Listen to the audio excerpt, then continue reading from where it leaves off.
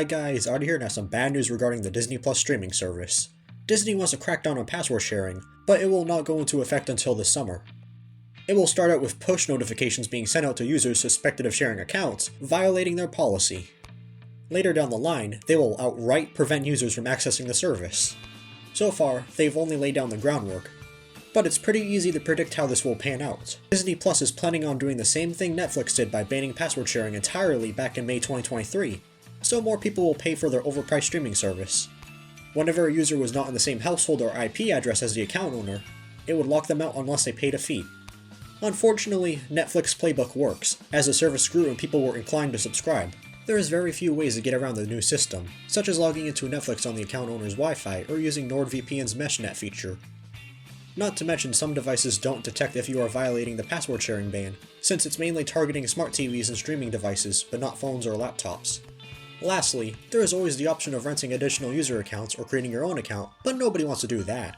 Honestly, if they offered additional user accounts or a Disney Plus subscription to users who are currently sharing an account with someone else at a discounted price, it would work and discourage password sharing in a more efficient manner. Or better yet, make Disney Plus cheaper, since it is currently $14 a month for an ad-free experience in the US. It costs just as much as YouTube Premium, for crying out loud. Even lowering it to $10 a month would be a bargain. Also, a quick update, Disney's password sharing crackdown may be applied to Hulu as well, since they are both owned by Disney.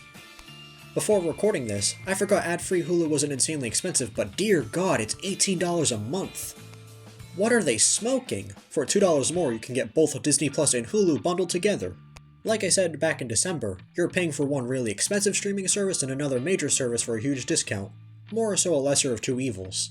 Remember back in the early 2010s when almost every single show and movie was on the same streaming service? That was awesome, and only for $8 a month. The only options to stream back then were Netflix or Hulu, in addition to YouTube, which has always been free. Apparently every media company since 2019 needs their own streaming service and now pulls their content from services such as Netflix.